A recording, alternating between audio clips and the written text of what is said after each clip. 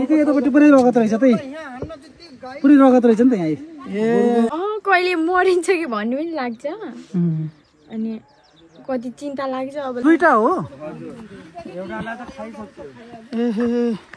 खुद मैले आफ्नै आँखाले कतिचोटि बाघ यहाँ भित्रै छिरेको पनि उतादेखि हानेर कराएर खेदेर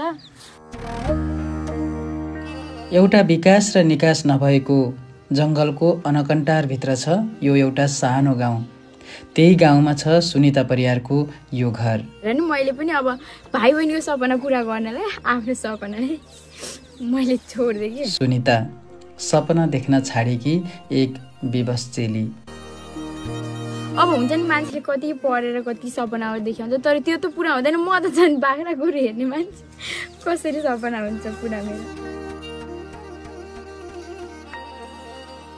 पढेर ठुलो मान्छे बन्ने सपना थियो तर घरको जिम्मेवारी सबै काँधमा आएपछि उनले सपना देख्न छाडिन्। आमा बाबा 2 पैसा कमाउन भने भारततिर छन्। उनी एक बहिनी र एक भाइलाई सम्हालेर घर धानेर बसेकी छन्। सपनाको मात्रै होइन विपनको कथा झन् भयानक छ सुनिताको। उनको गाउँ नै देशले हेला गरेको गाउँ हो। 2 वर्ष भयो सरकारी बजेटको बह पनि गएको छैन गाउँमा। विकास पनि छैन निकास पनि छैन। डर चाहिँ कतिको लाग्छ? डर त राति बाहिर पनि निस्किँदैन हो र।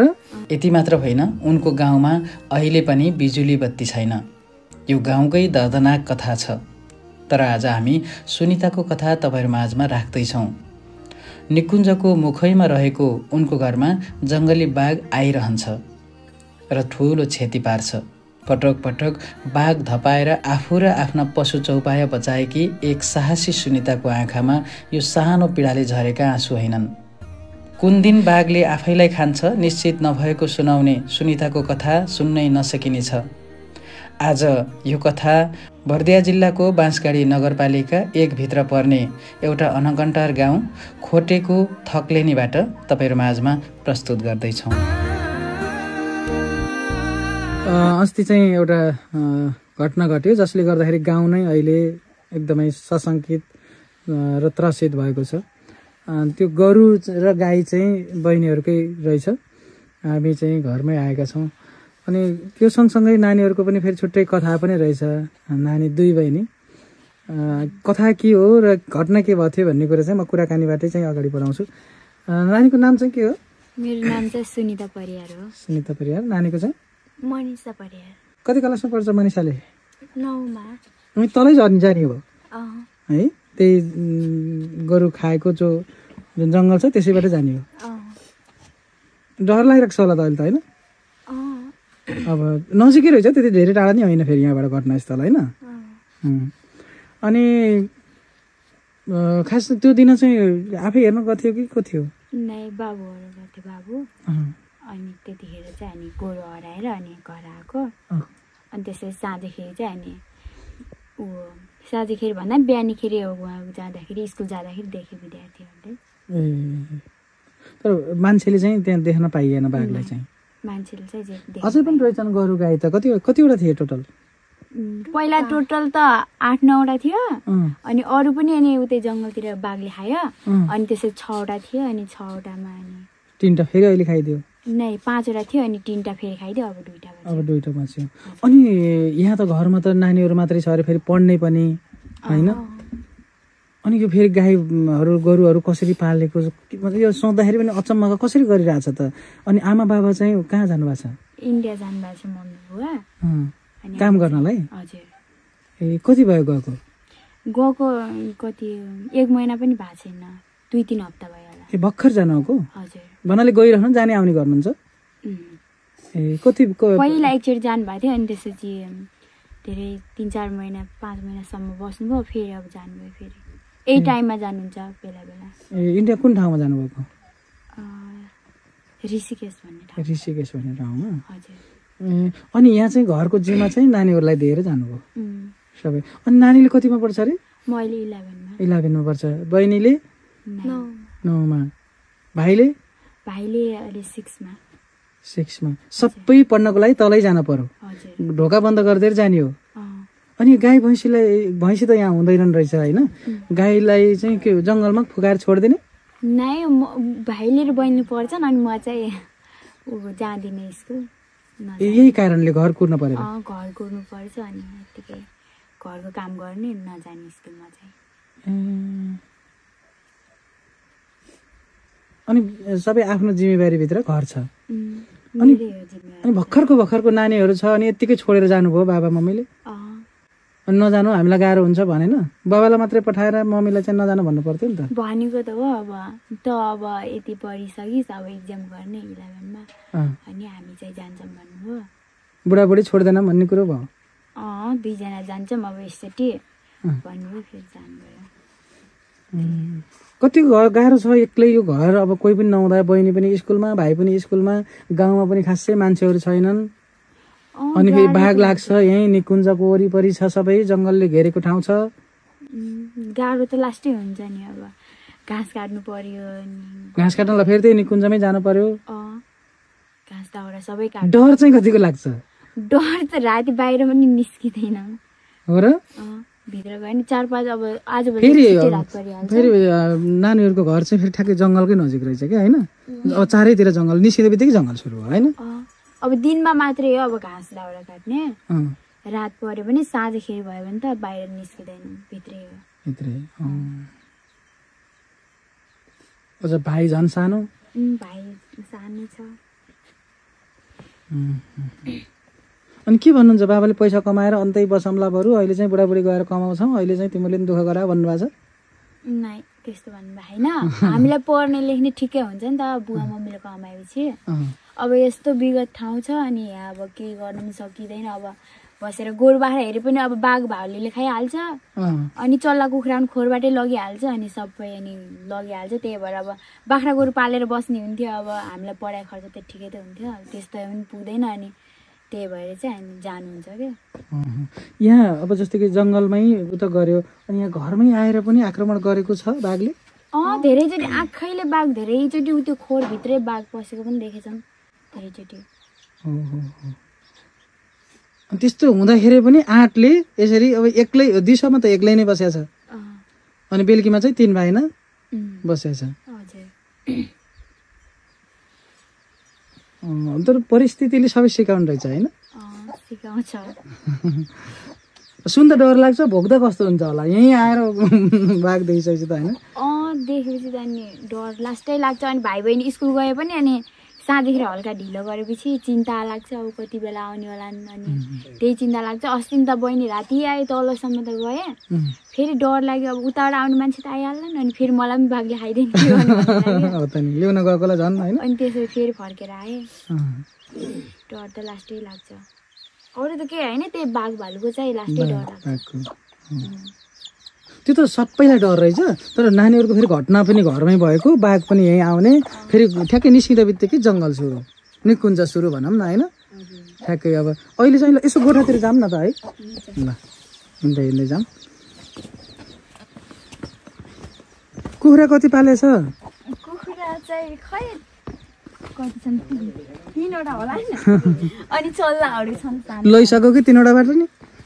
केले लान्छ कुखुरा चाहिँ खास? कुखुरा चाहिँ खै बाघ, अब गाउँको मान्छेले त भन्छन् बाघले लग्छ भन्छन्, त्यस्तो खासै याद छैन। अब केले लग्छ के गर्छ त्यस्तो याद छैन। अहिले चाहिँ 2टा मात्रै छन्? अहिले चाहिँ 2टा हो। अनि यो के अरे यस्तै थिए कि कस्तो थिए? त्यो अलिक बुढा थिए कि?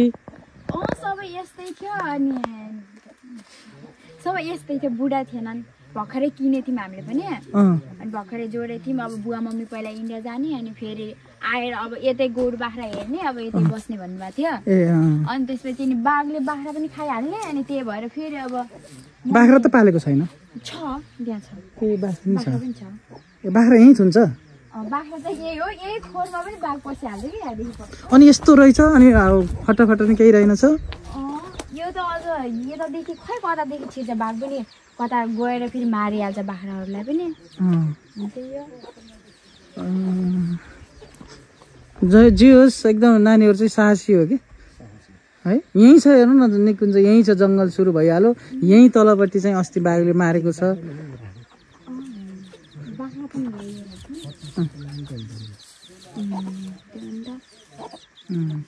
फट्टा त गल्लाइदिएछ।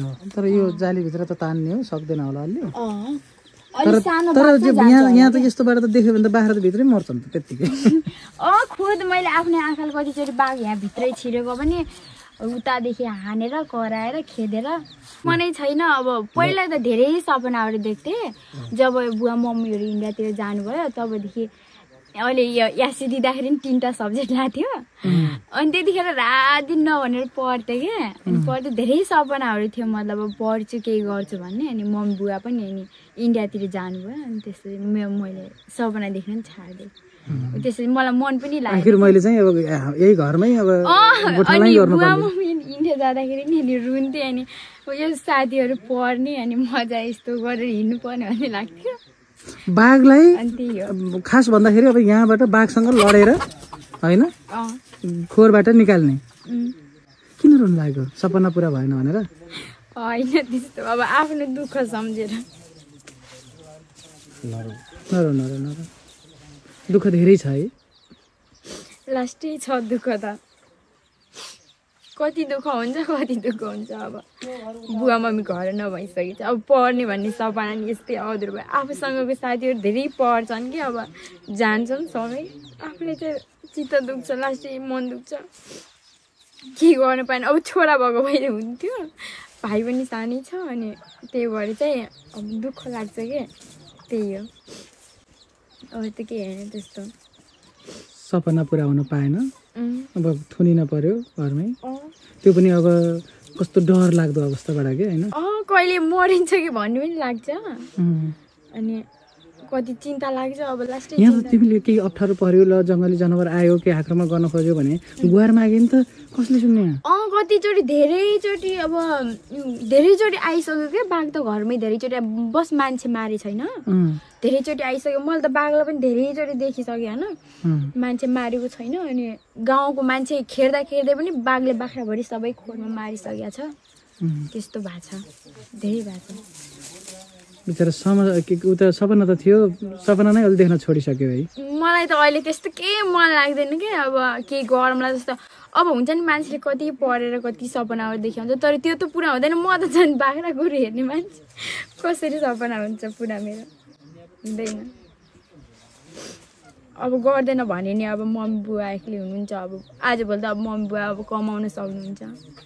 अब भोलि पर्सि त अब सक्नु हुँदैन नि त। अब त्यही भएर नि मैले पनि अब भाइ बहिनीको सपना पुरा गर्नलाई आफ्नो सपनालाई मैले छोडिदिएँ कि देख्न। भाइ बहिनीले राम्रो गरोस् भन्ने सोच्छु त्यही हो। गर्लान् जस्तो लाग्छ भाइ बहिनीले? खोइ थाहा छैन त्यो त। भाइ बहिनीलाई त भन्छु गर्नुपर्छ जसरी भन्छु। त्यही पनि 1 महिनामा एकचोटि स्कुल जान्छन्। कहिले कोही साथीहरू गएनन् भने जाँदैनन्। अनि बर्खा लाग्यो भने त बर्खाभरि स्कुल जाँदैनन्। अनि त्यसपछि अब अहिले स्कुल जानु भने अहिले पनि अब खै अब कोही साथीको बिच जान्छन् नत्र जाँदैनन्। भाइ चाहिँ अहिले कता गाउँतिर खेल्न गएका? भाइ चाहिँ गाउँतिर गएको छ।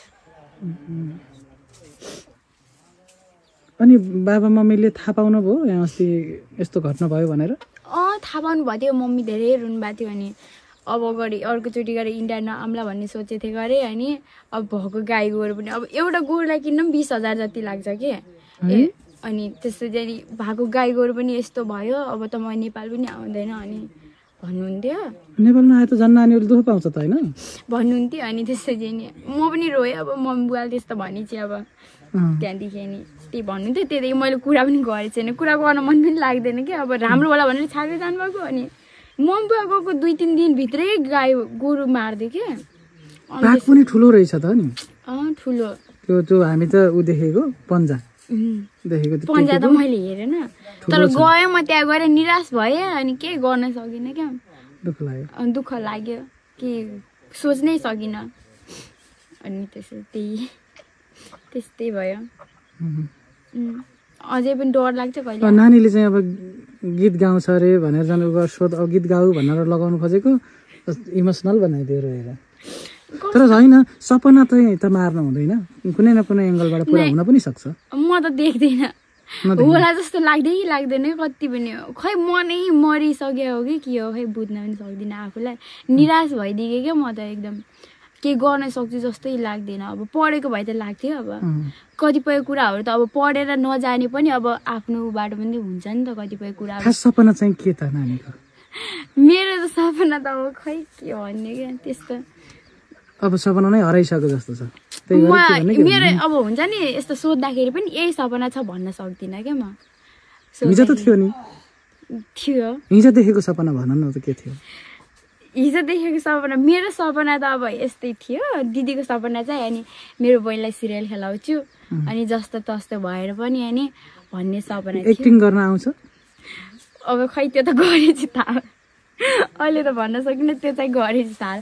दिदीले पो भन्थे मेरो बहिनीमा धेरै कुराहरूको केही कुराको कमी छैन अनि भनेर भन्थे। तर आज हामी गीत चाहिँ सुन्छौँ है जसरी नि। ल अर्को ठाउँमा जाउँ है।